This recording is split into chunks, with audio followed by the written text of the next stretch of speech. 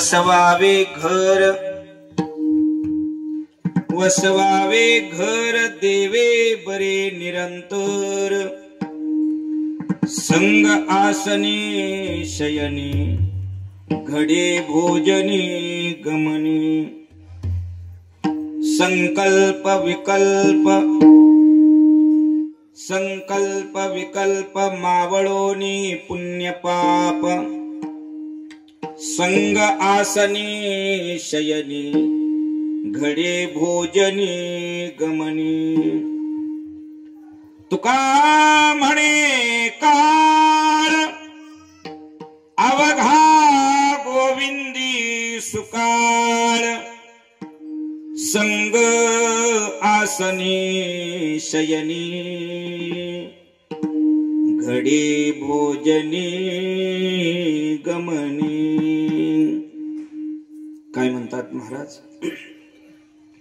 प्रस्तुत प्राप्त स्थळी प्राप्त प्रसंगी निरूपण रूपी सेवेकरता आलेला अभंग विश्वभूषण संत जगद्गुरु तुकोबरा यांचा आपल्या सगळ्यांच्या पाठाचा, परिचयाचा, अभ्यासाचा, चिंतनाचा असा विशेष रूपानं मानवाच्या जीवनामध्ये अपेक्षित असणारं जे आध्यात्मिक घर असतं त्या घराचा विचार प्रयोजन सांगणारा हा असा अभंग आहे. प्रस्तुत सेवेला सुरुवात करण्यापूर्वी थोडासा परिहार.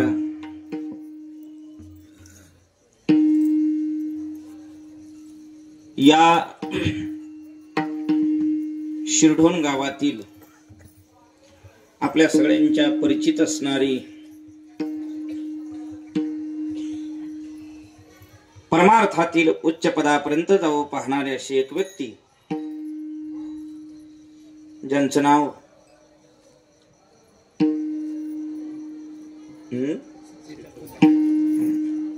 शीतल कुंभार यांच्या वास्तुशांतीच्या निमित्तानं आपण सगळेजण वैष्णव या ठिकाणी उपस्थित आहात. आणि मग सगळी शहाणी माणसं असावी, त्याच्यामध्ये एखादा मूर्ख असावा, तसा मी, किंवा सगळी वासरा असावीत आणि त्याच्यात एखादी लंगडी गाय असावी, तसा मी.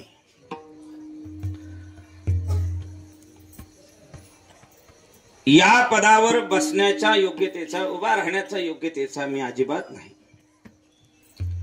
पण पंढरीनाथाची इच्छा, सद्गुरूंच्या हृदयामध्ये असणारा माझ्या विषयीचा कृपेचा भाव आणि तुम्हा महात्म्यांचा असणारा वेळोवेळी प्रगट होऊन दाखवत असणारं हे प्रेम, या सगळ्यांच्या माध्यमातून मला असा दिव्य योग माझ्या जीवनामध्ये भोगायला मिळतो.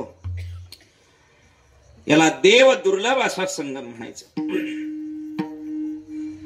बुवाला निरूपणाला उभा राहिल्यानंतर सगळ्या बाजू समान मिळणं, याकरता म्हणून बुवानं अनंत जन्मात केलेलं पुण्य असायला पाहिजे.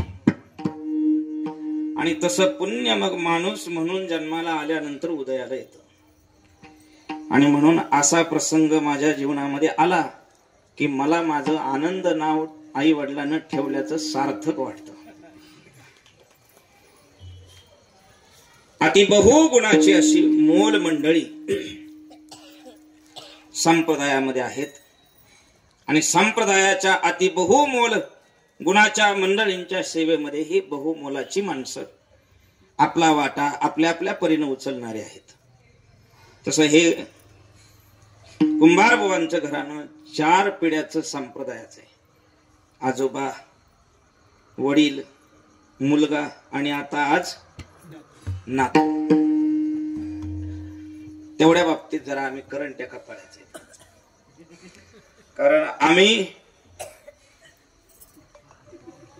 आमच्या ओठावरती मिशा फुटेपर्यंत आम्हाला संप्रदाय म्हणजे काय माहिती नव्हता. आणि ते आणखीन नाळ सुद्धा तुटलेले नाही तोपर्यंत सद्गुरूंचा अनुग्रह, याला म्हणायचं महात्म्यांची पूर्ण कृपा. बरं का? नुसती कृपा वेगळी आणि पूर्ण कृपा वेगळी. सामान्य जीवावरती सामान्यात सामान्य अतिशय निकट रूपाने येऊन प्रेम करणारी माणसं नुसती कृपा करत असतात. पण महात्मा तुमच्या उद्धाराकरता म्हणून पूर्ण कृपा करत असतो. त्यांच्या हृदयामध्ये जीवाविषयी असणारा भाव, प्रेम, दया ती पूर्ण आहे. ज्ञानोबा सुद्धा म्हणतात, आता दया ते कैसी कैसी पूर्ण चंद्रिका जैशी. पौर्णिमेचा पूर्ण चंद्र असावा तशी महात्म्यांच्या हृदयामध्ये दया असते. आणि अशी दया, असं प्रेम, अशी पूर्ण कृपा घेऊनच महात्मा अवताराला आलेला असतो. भूताची दया ही भांडवल संता, आपुली ममता नाही देही. तुमच्या माझ्यावरती सद्गुरूंची पूर्ण कृपा आहे, पूर्ण. बर का, ती थोडी कृपा झाल्यावर काय होतं ते म्हणले, थोडी कृपा झाली की मग कीर्तनात पेंटी घालून उभा राहतो. असा थोडासा बदल मी करत असतो जरा जाता जाता. आणि ती पूर्ण कृपा झाल्यावर काय होतं, मग सगळ्या पोशाखात मग कंबर बांधून उभा राहत असतो. कास घालोनी बळकट, वारी कळी काळा वारी नीट. थोडा भाव असा आहे, एकंदरीत महात्मा अवताराला यायच्या अगोदर महात्म्याने आपलं प्रेम आणि कृपा अगोदर पाठवलेली. आधी प्रेम, पुढा स्नेह पाजरी, मागे चालती अक्षरे, शब्द पाटी अवतरे कृपा आदी. अगोदर प्रेम आणि कृपा. तुमच्या सद्गुरूंच्या समोर तुम्ही उभा राहिल्यानंतर काय रे बरं का असं विचारायच्या अगोदर तुमचं अनेक जन्मातलं बरं केलेलं असतं. तुमच्या कृपेचे पोसणे जन्मोजन्मी तुका म्हणे. याला पूर्ण कृपा म्हणायची, महात्म्यांची पूर्ण कृपा. नामदेवराय म्हणतात, सद्गुरु नायके पूर्ण कृपा केली. सद्गुरु नायके पूर्ण कृपा केली. सद्गुरु नायके पूर्ण कृपा केली.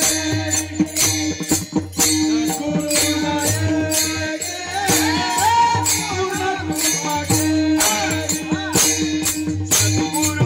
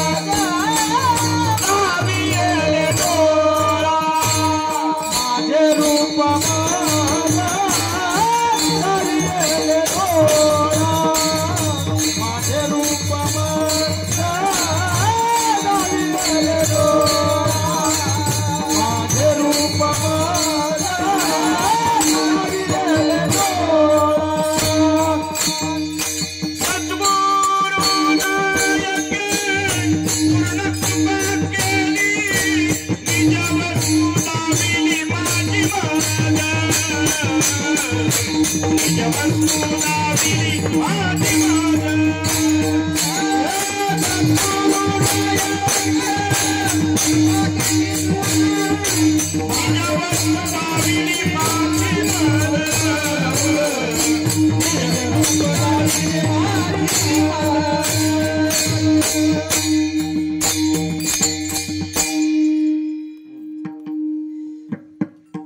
आपल्याला हरवलेली वस्तू एखादं दाखवेल, आता शोधून आणेल.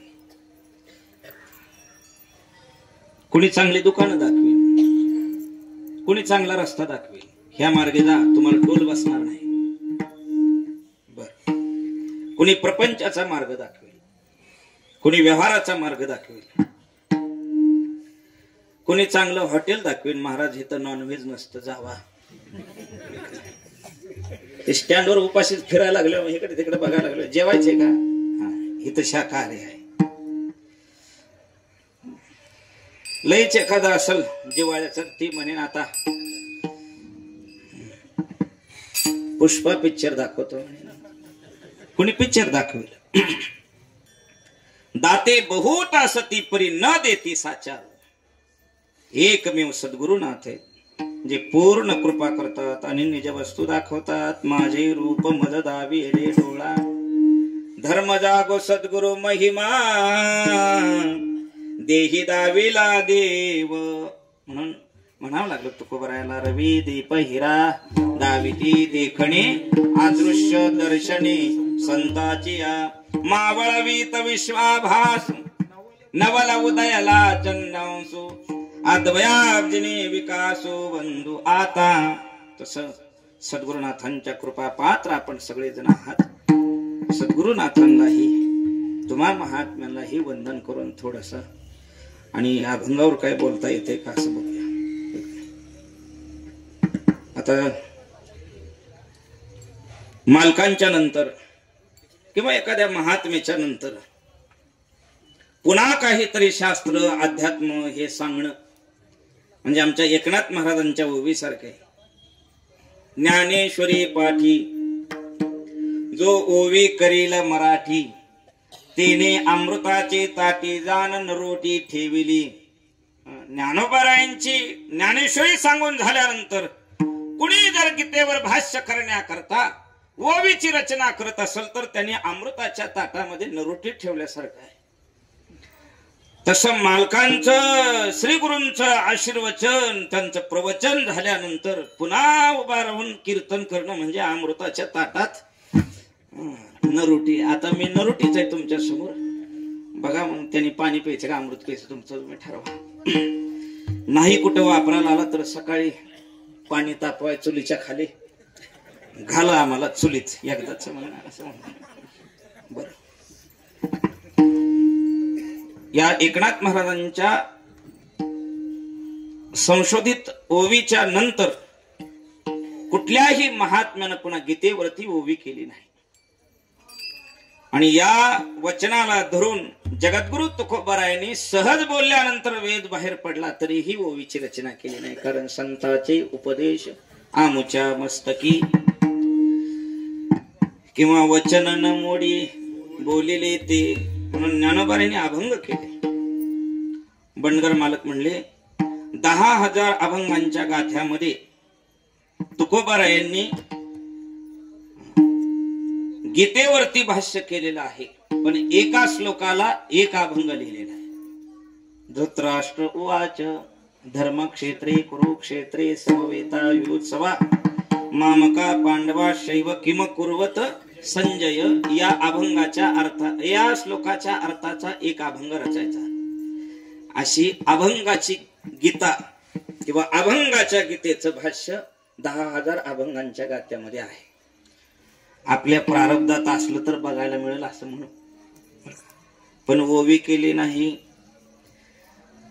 पुन्हा महात्म्यांची आज्ञा ती मोडून चालत नाही. पतीची या मता अनुसरोनी पतिव्रता, अनायासे आत्महिता भेटीची ते. आणि याच ओवीच्या खाली ज्ञानोबारायांनी दुसरी ओवी लिहिली. ना तरी श्री गुरु वचना दिठी देतो जतना, शिष्यात्म भुवना माझी पैसे. या दोन ओवीच्या कारणानं कीर्तनाला उभा राहावं लागतो. सेवे लागे सेवक, सेवे लागे सेवक तुमच्या लागलो निज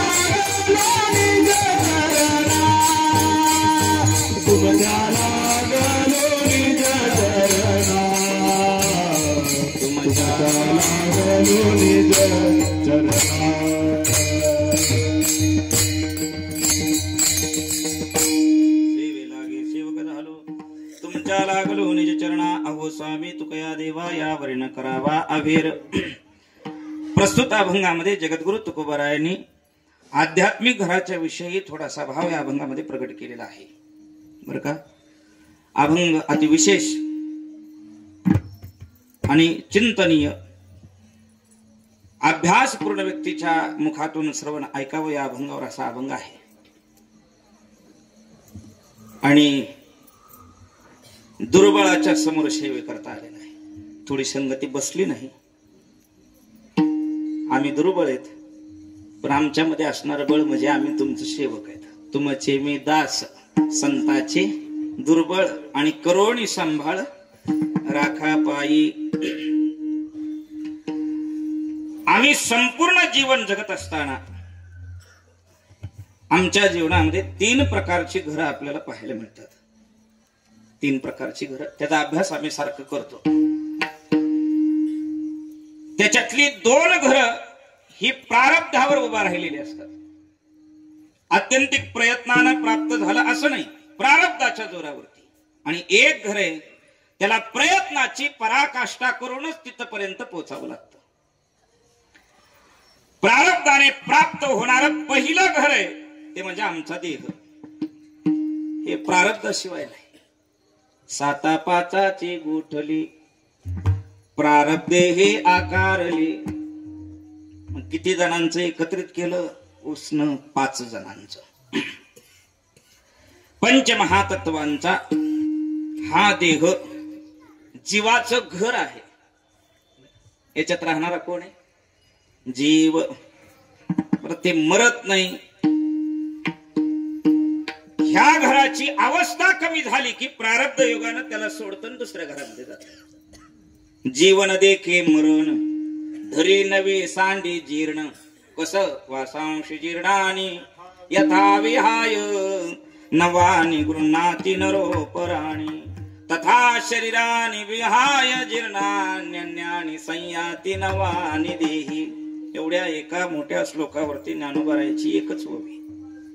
म्हणले हे जर पडणारच असेल जाणारच असेल तर याची किंवा याच्यावर चिंतन करून वेळ नाही घालवलेला चांगला. म्हणून एकच ओवी लिहिली. जैसे जीर्ण वस्त्र सांडीजे मग नूतन वेळीजे तैसे देहांतरा ते स्वीकारीजे चैतन्यनाथे. हा देह म्हणजे घर आहे आणि हा प्रारब्धाशिवाय प्राप्त होत नाही. तुकोबारायांच्या प्रमाणे देह तवा आहे प्रारब्धाधीन. देह तवा आहे प्रारब्धाधीन. या तामिकाशिना बाहू भार.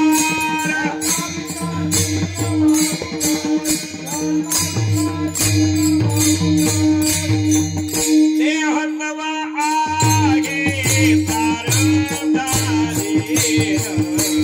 या तामिकाशिना बाहू भार. या तामिकाशिना बाहू भार.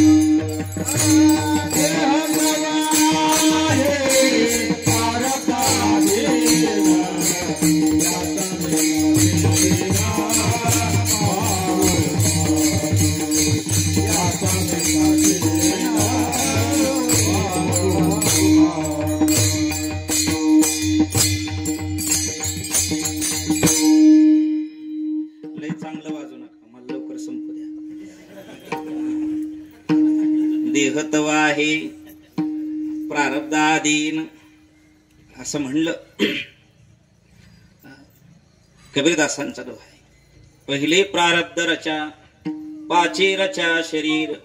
शरीर हे आपल्या प्रारब्धाची तपासणी करून मग निर्माण झालं आणि त्या प्रारब्धाच्या तपासणीनुसारच शरीराची प्राप्ती झाल्यानंतर आम्हाला सुख दुःख भोगायला मिळालं.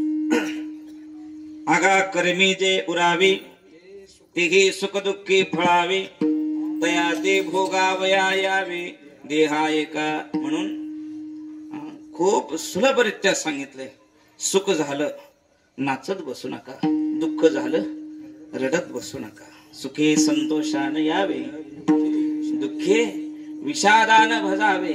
लाभा लाभन धरावे मना माझी कारण. केले कर्म झाले तेची भोगा आले. उपजले मेले ऐसे ऐसे उपजले मेले किती तयाची न कळे गणती.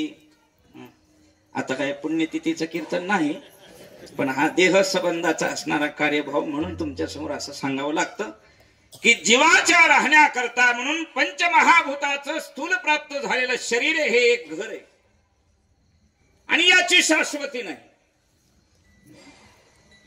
याच्या प्राप्ती करता म्हणून पूर्व प्रारब्ध अनुकूल किंवा प्रतिकूल या दोन गोष्टी पाहिल्या जातात. काय केलं पाठीमाग तशा आधारातून. आणि हा प्रारब्ध योग असा कठीण आहे, ईश्वराच्याही वाट्याला आल्यानंतर चुकत नाही. तिथं मृत्यू लोकामध्ये धर्मरक्षणार्थ अवतार घेतलेला असला तरी पाठीमागच्या चरित्रामध्ये काय उणं राहिलं याची तपासणी करूनच पुढे महाभारत करावं लागतं.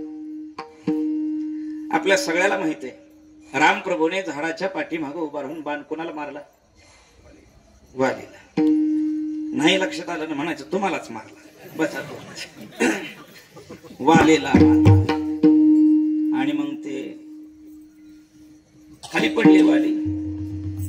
एका बाजूने सुग्रीव त्याच्या बायको मुलं अंगद हे सगळे रामप्रभू लक्ष्मण.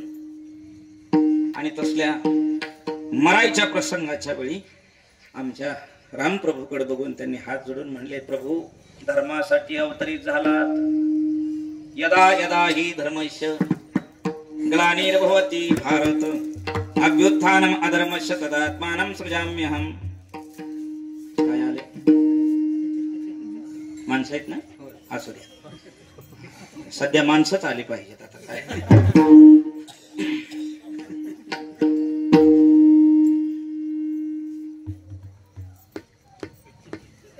विठोबा रखुमाई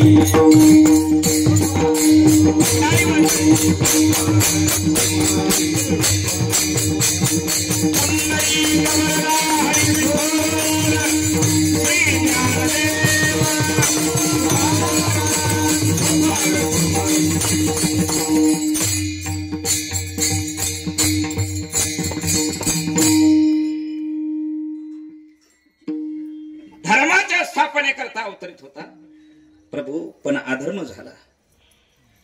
थोडासा विषय पुढे लांबून सांगायचं म्हणलं तर तिथं असं शंका निर्माण केली की म्हणले, प्रभू मला माहित आहे कौशल्याचं दूध पिलेला मुलगा कधीच अधर्म करणार नाही, पण नक्कीच कौशल्याच्या गैरहजेरीमध्ये तुम्हाला एकदा का होईना कैकईने दूध पाजलेलं असावं बरं का. आपत्याचं वागणं हे आई वडिलांच्या गौरवाचं असतं किंवा अपमानाचं असतं. कुणाचं पोरग हे? कुणाचं पोरग हे? 3 दिवस झालं गटारीत पडलेलं बघतोय आम्ही. कुणाचं पोरग हे? वा वा वा. कुणाचं पोरग हे? कुणाचं पोरग हे? तसं कुणाचं पोरग हे? गौरव. नामदेवराय म्हणतात का नाही, धन्य माता पिता तयाची. बस ते म्हणले, हे बघ तसं काही नाही, पण अधर्माचा नाश करण्याकरता चालूय म्हणून मी तुला मारले. पण म्हणले क्षत्रियाचा धर्म आहे का झाडाच्या पाठीमागे उभा राहून बाण मारणं? पण चतुरा तो शिरोमणी. देव म्हणले, हे बघ तू एक पशु आहे आणि आम्हाला शिकार करण्याचा अधिकार आहे क्षत्रियाला. त्याच्यामुळे तुला मी झाडाच्या पाठीमागून बाण मारला काय आणि समोर उभा राहून बाण मारला काय, दोन्ही सारखंच आहे. वानर म्हणजे कोण आहे? पशुच आहे. इथं देव सुटला, ती अडकत नाही कोणाच्यातच. 6 शास्त्र, 18 पुराण, अनंत उपनिषद आणि 4 वेद ह्यांच्यात अडकला नाही. शेवटी त्या गवळणी म्हणल्या, बुवाला अजिबात विचारूच नका. म्हणले का? वेदालाच कळलं नाही तर ह्या बुवाला काय कळायचे? म्हणले नका पुसुबाई, नका पुसुबाई, वेदाशी काही कळले नाही. शेष शिनला झाल्या 2सहस्त्र, जिभा जिभा देव विटेवरी का हो उभा उभा. विचारायचं नाही कुणी कुणाला. कीर्तनामध्ये शंका निर्माण झाल्यानंतर घरात जाऊन ग्रंथामध्ये शोध करायचा, पण बुवाला विचारायचं नाही.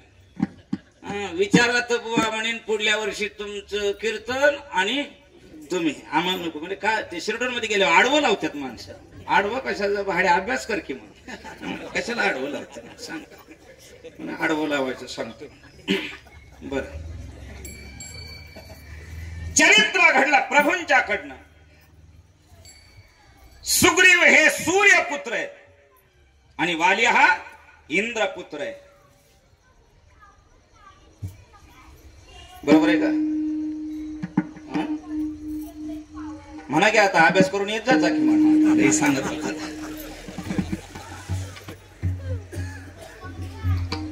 एका अवतारामध्ये प्रभू सूर्याच्या मुलाला सहाय्य झाले आणि इंद्राचा पोरगा मारला. अवतार बदलला. कृष्ण अवतार. महाभारताचं युद्ध. दासांच्या विषयी हृदयामध्ये विशेष असणारा वात्सल्य भाव कळवळा म्हणून पांडवांचा पक्ष घेतला. अर्जुन हे इंद्राचे पुत्र आहेत आणि कर्ण हा सूर्याचा मुलगा आहे. चरित्रात बदल केला. इंद्राच्या पोराला सहाय्य झाले आणि सूर्याचा पोरगा मारला. देवाला ह्या चरित्रात गोष्टी करून दाखवाव्या लागतात, नाहीतर तो या सगळ्याच्या पलीकडचा आहे. कसं? याच गोष्टीमुळे एक चरित्र असं घडलेलं आहे. झाडाच्या पाठीमागे उभा राहून बाण मारला म्हणून त्याच वाल्यानं कुणी वालीनं पुन्हा कृष्ण अवतारामध्ये कोळ्याचं रूप घेतलं आणि झाडाच्या पाठीमागून परब्रह्माला बाण कर्म रे खारे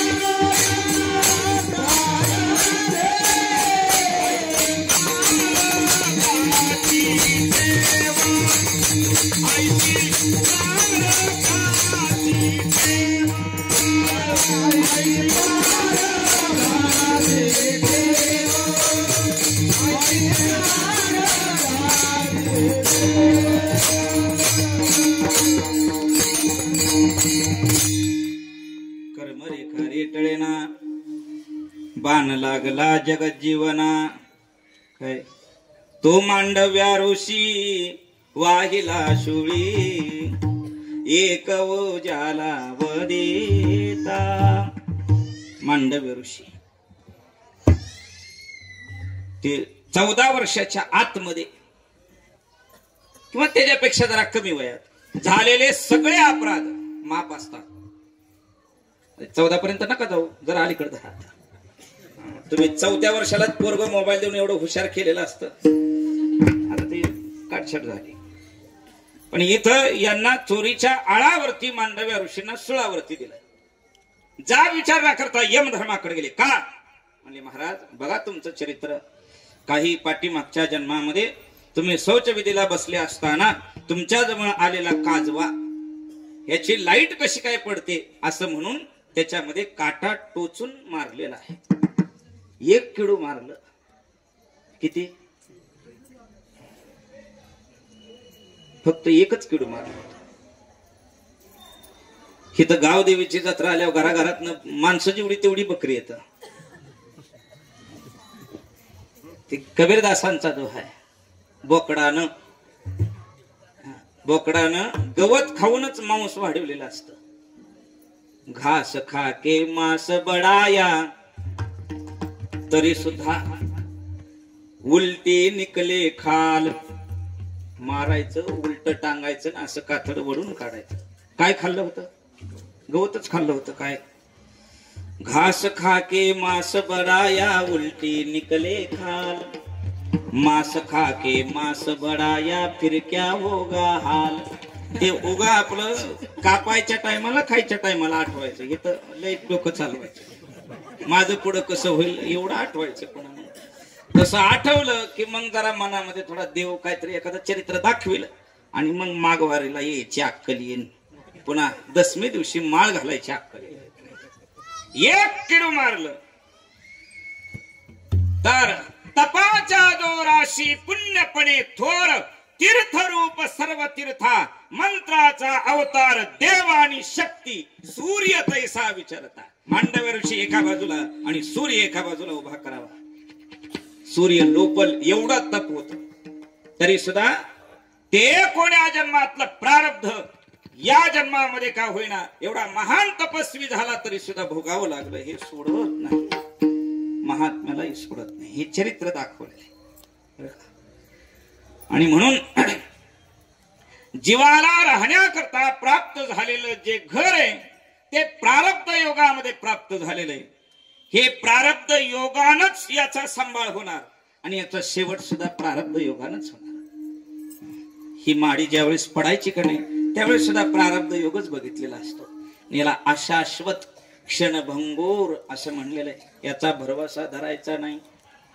क्षणभंगूर नाही भरवसा वारे सावध तोडा माया आशा.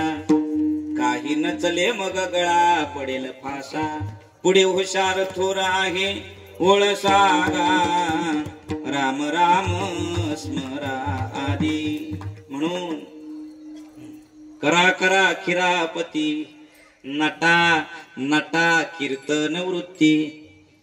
हे आमचं साधन आहे नटायचं वारकऱ्याचं. धोतर उपरण नेहरू पटका कसली बटन लावीन आम्ही नेहरूला. किती मोठ्या काटाचं धोतर घालू आम्ही. मी आज एक शाप घेऊन जाणार आहे. माझा आशीर्वाद लागत नाही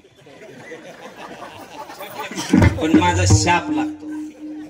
माझा शाप असा आहे. माझा शाप असा आहे. इचलकरंजी मध्ये जन्माला येऊन सुद्धा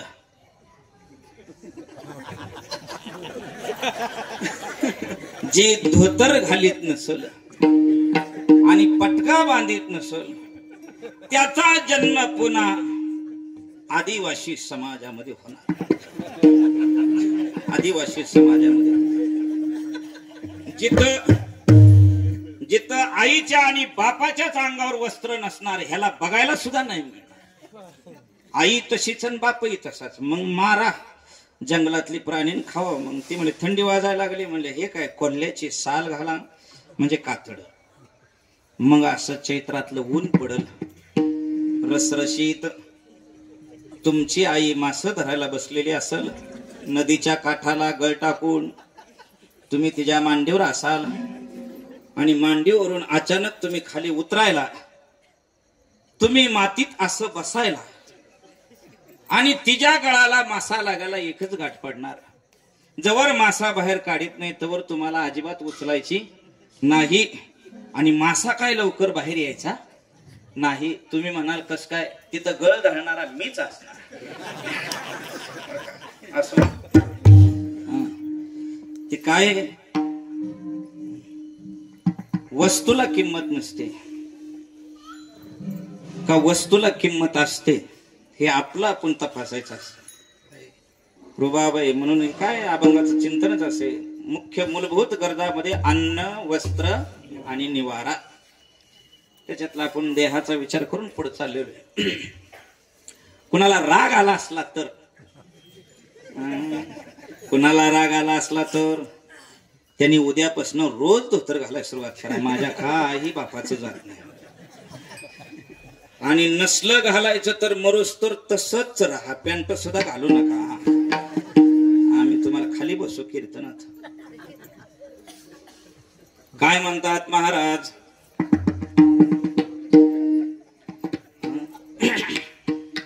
प्रारब्ध योग निव्वळ आणि मग देहाची प्राप्ती. पण हा देह जीवाचं घर आहे, तसा या स्थूल देहाच्या सांभाळा करता सुद्धा घर आहे. ते म्हणजे दगड, माती, विटांचं आताच्या परंपरेत काही बांधलेलं असेल, काही पूर्वीच्या परंपरेमध्ये बांधलेलं असेल.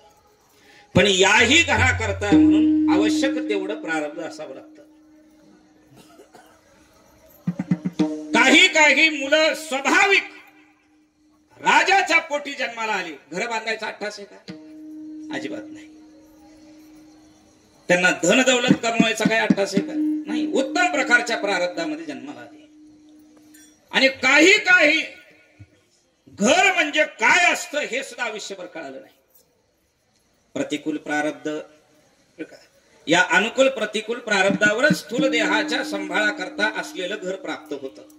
मग कुणाची अति टोले जंग माडी असेल आणि कुणाची झोपडी असेल, हे कशावर आहे? प्रारब्धावर. प्रारब्धेची जोडी धन, प्रारब्धेची वाडी मान, अन्न मान धन हेतू प्रारब्धा अधीन. पण या दोन्ही गोष्टी अशाश्वत आहेत, अशाश्वत आहेत. अनुकूल प्रारब्धाच्या योगाने उभा राहिलेला असेल, पण केव्हा प्रतिकूल प्रारब्ध येईल आणि ते सोडून जावं लागेल हे सांगता येत नाही. देह आणि हे राहतं घर सुद्धा. परमहंसांचा काळ आहे. कलकत्त्यामध्ये एकाने खूप मोठी महाडी बांधली आणि मग परमहंस आले होते. ते म्हणले चला आमची महाडी बघा. म्हणले तुमच्यासारख्या महात्म्याचं पाय आमच्या माडीला लागू द्या. परमहंस आले आणि प्रत्येक जण, त्या काळामध्ये महाडी म्हणल्यानंतर सगळेजण त्याला नऊ जायचे. पण परमहंस आले, फिरले, आपले बाहेर आले. म्हणजे सगळ्यांनी सांगितलं महाडीत गेल्यावर कसं वाटलं, बाहेरून महाडी कशी वाटली, खर्च किती झाला असंही विचारलं, पण तुम्ही काहीच बोलला नाही. म्हणले बोलल, पण फक्त एक कागदावरती लिहून दे की तू या माडीमध्ये किती वर्ष जगणार आहे. किती वर्ष जगायचं सांगा. मग या सिमेंटाच्या माडीमध्ये का होईना आणि या पंचमहाभूताच्या माडीमध्ये का होईना आम्ही किती दिवस जगायचे सांगता येत नाही. पण हे अशाश्वत आहे. प्रारब्ध युगात प्राप्त होणारी गोष्ट मी म्हणतो सगळी अशाश्वत आहे. तुका म्हणे धन भाग्य अशाश्वत जाण, देह ही काळाचे धन कुबेराचे, देह जाईल जाईल त्याशी काळोबा खाईल. पण या दोघांच्या संगतीमध्ये अनुकूल प्रतिकूल प्रारब्धाचा योग सांभाळत जीवन जगत असताना एका घराची अपेक्षा करून तिथपर्यंत पराकाष्ठेनं पोचावं लागतं. त्याला प्रारब्ध अनुभव येत नाही, त्याला प्रारब्ध उभाही राहत नाही. तिथं फक्त आणि फक्त प्रयत्न असतो. तुम्ही जेवढा प्रयत्न कराल त्या घराची शोभा तेवढ्या मोठ्या पद्धतीने उभा राहते. आणि त्याला म्हणायचं आपल्या अंतकरणाची चित्तशुद्धी, ईश्वर प्राप्तीविषयीची असणारी तीव्र इच्छा, ही तीव्र इच्छा हीच ईश्वराचं राहण्याचं चांगलं घर असावं. किंवा तुमच्या हृदयामध्ये, तुमच्या असणाऱ्या चित्तामध्ये जी दृढ इच्छा निर्माण झाली भगवंताच्या प्राप्तीची, तेच घर भगवंताच्या राहण्याचं चांगलं घर आहे. बरं का? चांगला असा अर्थ नाही, पण त्याच घरामध्ये देव कायम राहिलेला बरा असा अर्थ आहे अभंगाचा. वसवावे घर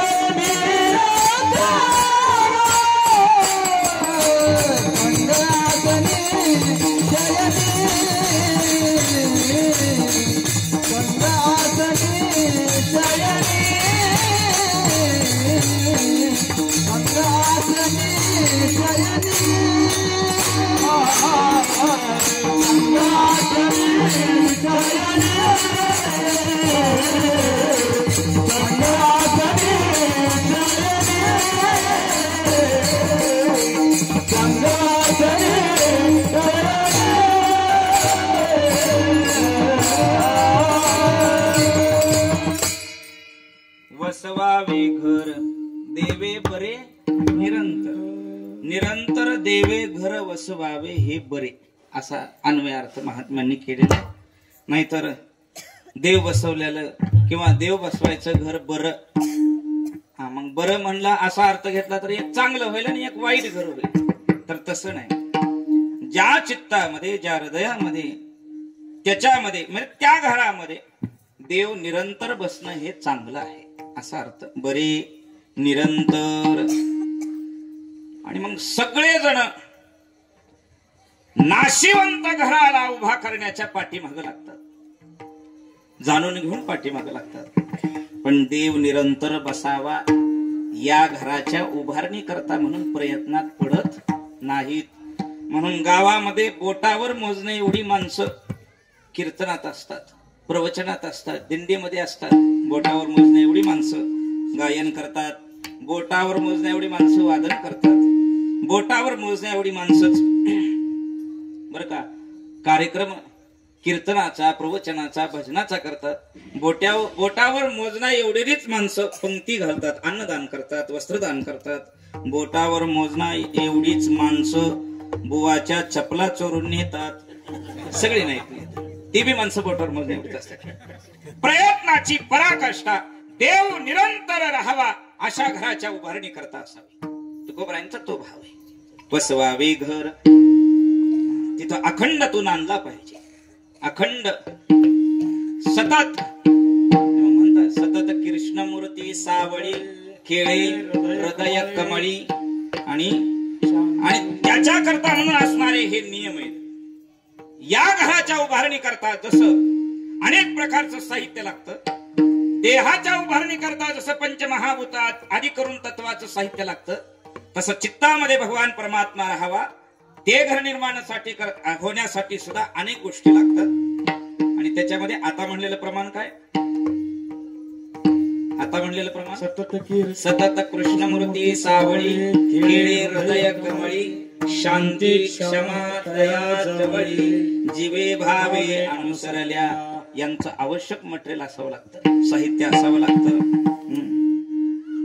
दया क्षमा शांती, तेथे देवाची वस्ती आवश्यकरित्या किती असावं ते म्हणजे औषधाची मात्रा आणि पथ्य जे सांगितलेलं असतं त्या दोन्हीच्या गुणावरती रोगाला बाजूला ढकलावं लागतं. तसं परमार्थ मार्गामध्ये सुद्धा ईश्वर अंतकरणामध्ये येण्याकरता ईश्वराचं नाम हे पथ्य रूपानं आम्हाला सेवन करावं लागणार. आणि जेणे विठ्ठल मात्रा घ्यावी तेने पथ्ये सांभाळावी. मग हे आवश्यक असणाऱ्या गोष्टींच्या मधल्या 3 गोष्टी येतात. कुठलं? अन्न, वस्त्र आणि निवारा. बरोबर का? मग ते अन्नही योग्य असलं पाहिजे, वस्त्रही योग्य असले पाहिजेत आणि राहण्याकरता निवारा सुद्धा योग्य असला पाहिजे. अन्न कसं योग्य असलं पाहिजे? मग दैवासुर संपत्ती विभागामध्ये ज्ञानोबारायांनी भगवंताच्या मुखातून आलेल्या श्लोकांवरती बऱ्याच प्रकारानं अन्नाचं वर्णन केलेलं आहे. आहार सात्विक कुठला, राजस कुठला आणि तामस कुठला. तसं आचरण करत असताना अंगावरती वस्त्र कशा पद्धतीची असावी याला सुद्धा महात्म्यांनी बऱ्याच वेळा शास्त्राधार देऊन सांगितलेलं आहे. उगाचच महिनाभर गावाकडे काही काम नाही बरं का, आणि म्हणून आषाढीच्या वारीला यायचं. येताना काय मग धोतर आणायचा, नेहरू आणायचं, उपरण आणायचं, फेटा आणायचा. भास्कर महाराजांच्या दिंडीत आलं की फेटा घालूनच यायचं. मग ते वाटतं हितलंच आहे, बसा खायला आता असं. असे सोंग करणारे भरपूर आहेत. तशा वस्त्राचा अंगावरती पोशाख करून सोंगानं जगाला फसवणाऱ्यांच्या करता म्हणून तुकोबारायांनी बऱ्याच ठिकाणी फटकार मारला.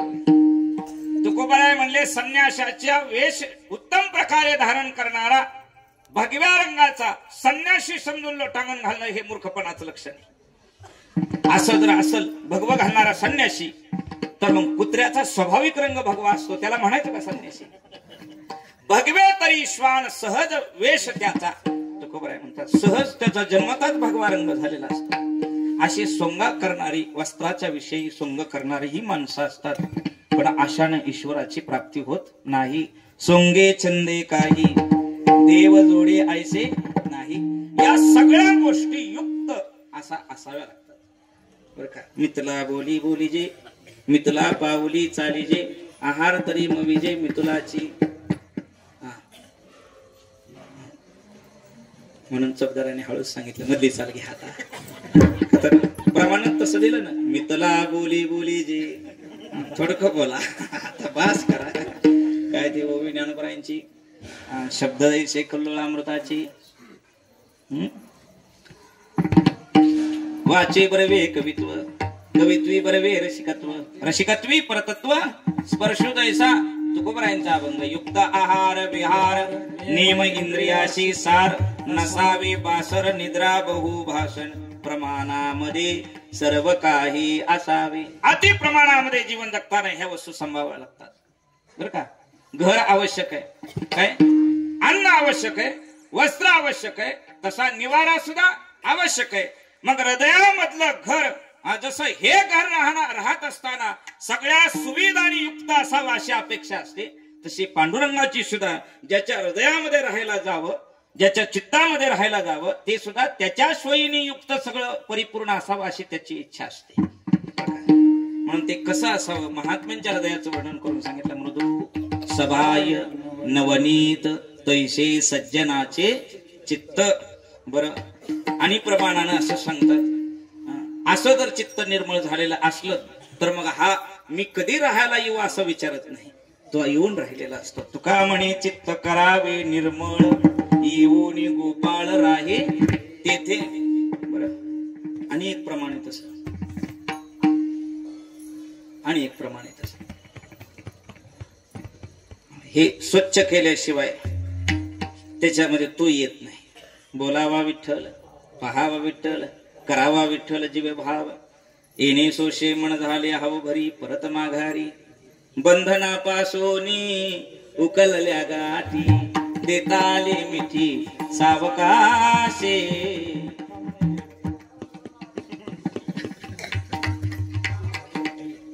तुका म्हणे देह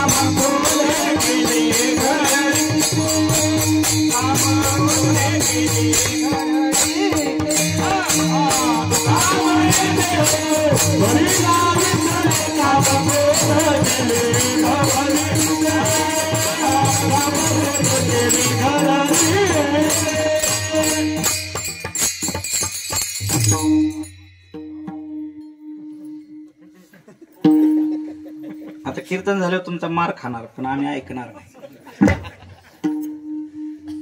तुका म्हणे आम्ही केली लढीवाडी, तुका म्हणे आम्ही केली लढीवाडी, पुरवावी आळी माय बापा, पुरवावी आळी माय बापा, आता दृष्टी पुढे ऐसाची तू राहे. आता दृष्टी पुढे ऐसाची तुरा, आता दृष्टी पुढे ऐसाची तुरा आहे, जो मी तुझं पाहे, जो मी तुझं पाहे, संतोष चोपदारा. झालं, थोडक्यामध्ये आवरून घेऊया. काय होत तुका म्हणे देह बरं का, हे घर नाही असं नाही आहे, पण अनेकांचं वास्तव्य तिथं आम्ही करून ठेवलं. एकदाच नाही, एकाच वर्षापुरतं नाही, एकाच जन्मा करता नाही, अनंत जन्म अनादि संसार मालेच्या ठाई नित्य विषय शेवेले पायी, ते ठसावले चित्ताचे ठाई आणि ते निघत नाहीत. एकदाच प्रयत्न करून निघत नाहीत, अनेक वेळा त्याची पराकाष्ठा करावी लागते. अनंत जन्माच्या जन्मही कधी कधी खर्च करावे लागतात. गोकुळामध्ये प्रसंग घडला तसा. भगवान श्रीकृष्ण गोकुळामध्ये लीला लाघव दाखवत होते आणि त्याच्यामध्ये कृष्ण भगवान परमात्मा एक दिवशी रडायला लागले. बरं का, नीट बसा आता मांडी घालून. 2 मिनिटात लगेच कीर्तन संपायचे. म्हणजे 1 वाजून 2 मिनिटात 2 मिनिटात ते कृष्ण रडायला लागले. मग यशोदेनं जवळ घेतलं, दहीभात घे, लोणी घे, वर्णन करायला लागले त्याची. 9 लक्ष गायी गडी, खेळ खेळे यमुना थडी, घन निळा हरी तू खायबा साखर लोणी माझी आबा. रडू नको, रडू नको, आई गाथा. समजून झालं, वडिलांनी येऊन समजून झालं, घरातल्या माणसाने समजून झालं. माझा पोरग रडायचं थांबणा. पटदिशी म्हातारी आली, मिरच्या उतरून टाकल्या. कुणाची तरी नजर लागली असेल, चांगले बोट मोडले अशी कडकडा. हा, जशी आता मी कीर्तन लवकर सोडित नाही म्हणून मोडायला लागल्यात. मोडा, पकवाचा आवाज अति सुंदर येतो, त्याच्यामुळे माझ्यापर्यंत बोट मोडलेला ऐकाय येत नाही. ते गवळण आली दुसरी. म्हणजे काय रडायचं थांबा नाही, सकाळपासून बघते मी. ते म्हणजे मिरच्या उतरून टाकल्या. म्हणजे मिरच्यानं काय होणार नाही. मग मोहरी सुद्धा घे. दुसरी आली, मोहरीनं सुद्धा काय व्हायचं नाही. मग मीठ घे. दुसरी आली, तेवढ्यानं काय व्हायचंय म्हणली. 3 वाटीवरचा दगड घे. बर.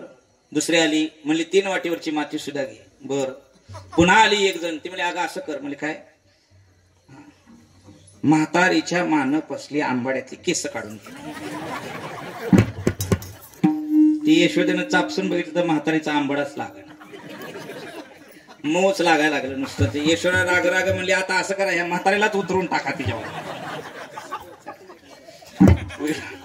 विनोदाचा भाग सोडून द्या. ती एक गवळण आली, ती म्हणली असं करूया, याला गोमूत्रानं आंघोळ घालूया. पुन्हा आली एक जण, ती म्हणली असं करूया, याला शेणानंच सारवण करूया. पुन्हा आली एक जण, असं कर, पंचामृत तयार कर आणि मग याला आंघोळ घाल. अनेक प्रकारचे सायास झाले, अनेक देवाला नवस बोलून झालं यशोदेचा. पण 3 दिवस आणि 3 रात्र कृष्ण रडायचा थांबत नाही. रडायचा थांबला. किती दिवस. मग वैद्य यायचे, बघायचे, औषध द्यायचे. ते औषध दिलं की जास्त मोठ्याने रडायचे. कुणीतरी हातात धागा बांधायला ना अंगारा लावाय आलं का नाही, मग तर लय मोठ्या मोठ्याने आरडायचं जास्त. मग यशोदात रडायला. पोरग नाही ऐकायला म्हणजे रडू कोणाला येतं. आईशी ऐकोनी गारानी, यशोदे नयनी आले पाणी, कृष्णा खोड्या दे टाकोनी, शरण एका जनार्दनी, यशोदे बाळत जाताना कुठवर. ते काय रडायच थांबणं. मग यशोदा सगळ्याकडनं बघावं जरा, अनुभवी माणसाकडे बघा जरा. तुम्ही काहीतरी दृष्ट काढा, कुणी पदराने काढा, कुणी कशी काढा. रडते माझे बाळताने, समजाविता राहिना. समजाव समजाव समजाव. पाण्यामध्ये घाल, दूध भात, दही भात खायला घाल. मग काहीही करून बघितलं पण रडायचा थांबत नाही. नाना परी समजावी ते, मागल ते खाया देते, थोपटोनी निजवी ते, याचा डोळा लागेना. झोप नवी. आणि हे असे सगळे सगळ्या गवळणी गोळा झाल्या. सगळ्या गवळणी गोळा झाल्या. आज जशी महाराजांवर प्रेम करणारी माणसं सगळी गोळा झाली का नाही? सगळ्या गवळणी. आम्ही बी सगळेजण गवळीच किंवा गवळणी होतो. बरं का? मला वाटत नाही मी गाई राखायला गवळी असेल. गोपाळ मला वाटतं मी गोपिकाच असेल. बघा तुम्ही आणखीन सुद्धा एखादा शब्द माझा बायकांच्या स्वरात निघतो. ती पूर्वजन्मातलं लक्षण आहे. कुठल्या एखाद्या प्रसंगामध्ये मला कठोर भूमिका घेता येत नाही. माझं मन जर असं थोडस असं नरमत. म्हणजे आम्ही गोपिकांच्या मध्ये होत. म्हणून तुमचा काय काल्याचा भाग असेल ते बघून घ्या तिकडे राहणार. आता हे आमचं गोपाळाचं घरातला विषय चाललाय. हा आमचा कुठला बायकांचा विषय मध्ये पुरुषांनी नाक खुपसायचं. तुम्ही म्हणाल मग तुम्हाला आता दाढी मिशा कशी? मी आमच्या आभावर गेली ह्या वर्षी, ह्या जन्मामध्ये दाढी मिशा आली. आता काय करता? नाहीतर लाडकी लेक मी संताची, मजवरी कृपा बहुतांची, लाडकी लेक मी संतांची. असं सगळ्या जणी पाठीमागे लागल्या होत्या. अनंत प्रकाराचे खेळ कळून दाखवायच्या, अनंत पदार्थ करून समोर आणून ठेवायच्या. त्या फार तो एकला मना आल्या करती चार. म्हणजे प्रकार कुणी नाचून दाखवा, कुणी दशावताराची कथा लावावी, नाना प्रकारचे सायास झाले. पण हे काय रडायचं? थांब, उपाय करीन तेवढं जास्त, उपाय करीन तेवढं जास्त. ते भूत लागलेल्या माणसाला दवाखान्यात नेलं की जास्त होत तसंच. आणि 3 दिवसानंतर प्रात समयाला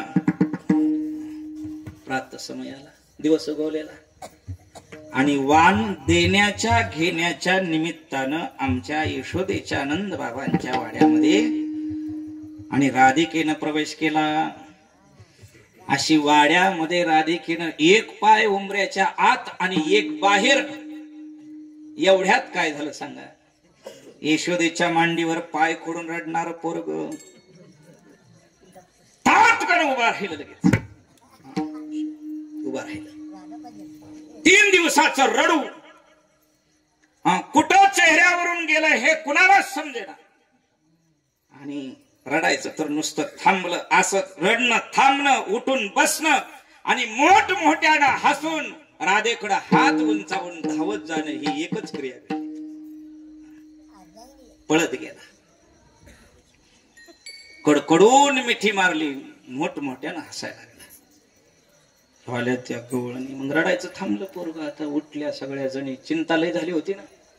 पण कृष्ण रडायचा थांबाना म्हणून जेवढी चिंता वाढली होती त्याच्यापेक्षा जास्त हिला बघून का हसला ही चिंता जास्त.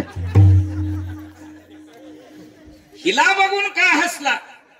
आणि मग कृष्ण यशोदेकडे गेल्यानंतर सगळ्या गवळणींनी ओढून राधिका एका कोपऱ्यामध्ये नेली. सांग ग राधे चटक शिकली सकोठी.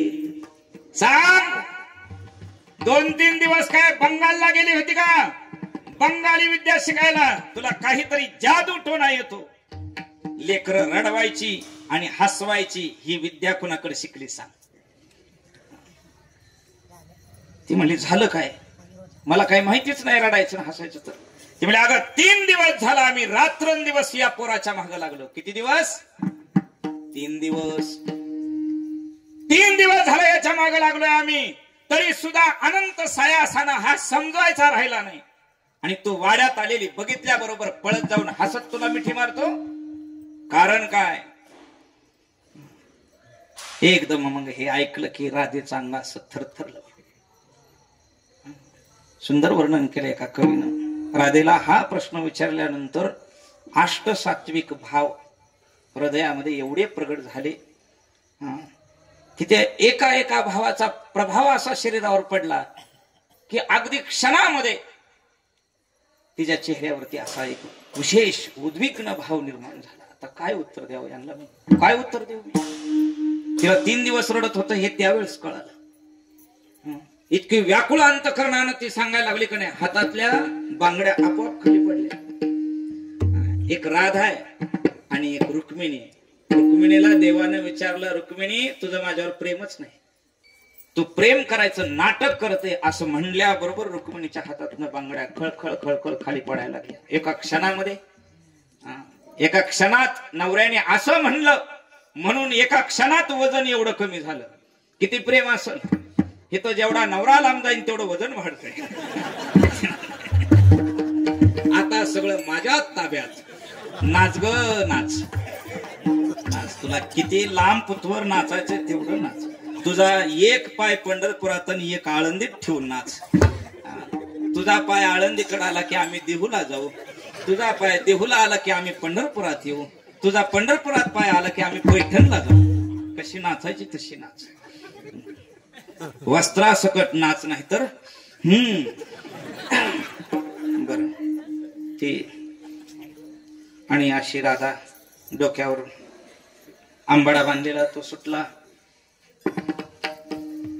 ती धागावरती अडकला, पण एक एक फुल हारातलं खाली पडायला लागलं आणि ते हारातलं फुल वाजत नव्हतं. पण खाली बघून रडत होती ना राधा, तिच्या डोळ्यातलं अश्रू टप टप पडायला लागलं, गळ गळ गळ गळ व्हायला लागलं. सांग आता चोरी सापडली म्हणून रडते का? नाटक करू नको. आणि मग समोर असलेल्या गोळणीचं असं कडकडून मिठी मारली राधेने, सांगितलं बाया हो, तुम्ही 3 दिवस झालं याच्या मागे लागला. किती दिवस? 3 दिवस. पण याच्या प्राप्ती करता राधेचे जन्मच्या जन्म खर्ची पाडलेले. जन्मच्या जन्म कसं प्रमाणे याच्या लागी ओ केले नाना याग, याच्या भेटी लागी तेजी येले भोग. त्याच्या अगोदर एक आहे, याच्या लागी ओ विषयाचा त्याग. बर त्याची घडून या जन्म जन्मांतरी केले बहुसायास, जन्म जन्मांतरी केले बहुसायास, याच्या भेटी लागे व्रते उपवास. त्याच्या प्राप्ती करता म्हणून व्रत उपवास केलेले, काहीतरी त्याच्या कृपेनं प्राप्त व्हावं म्हणून नाही, त्याच्या प्राप्ती करता. शेविली गंगेची तटाके उदास, हे अवघड आहे. शेविली गंगेची तटाके उदास, त्याच्या सुकृताचे आले नेनो घोषव.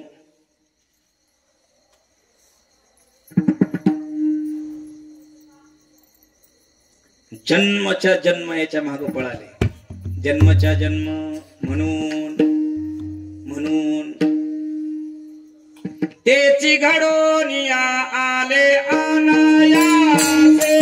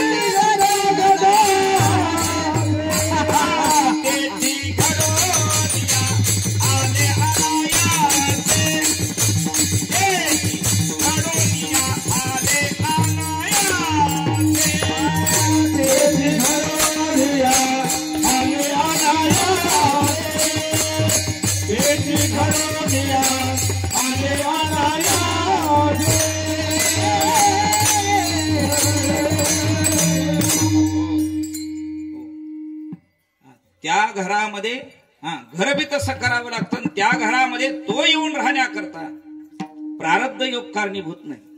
प्रारब्धाचं प्रतिकूल असणं ना अनुकूल असणं हे नाही, अनंत जन्माचं सायास कारणीभूत आहे. आणि एकदा का तो येऊन राहिला निरंतर तर परिणाम काय? संग आसनी शयनी घडे भोजनी गमनी, घडे भोजनी गमनी, घडे भोजनी गमनी. अशा परिणामाच्या गोष्टी आहेत. नेमानं आपण मधली चाल घेऊ आणि मग उर्वरित म्हणा. कोण म्हणते म्हणा. आधी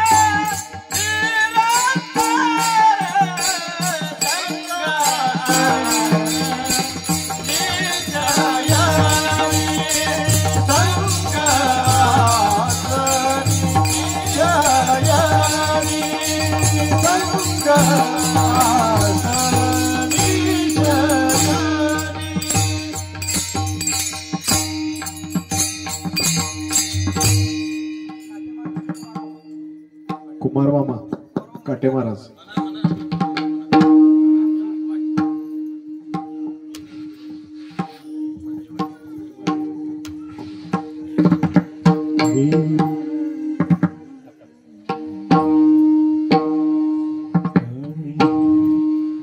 संगासने शयने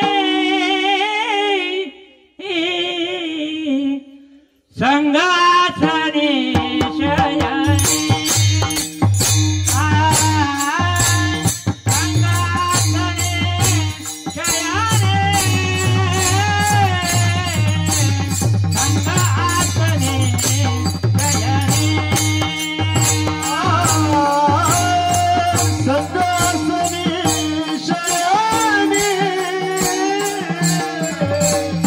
संगासनी शयनी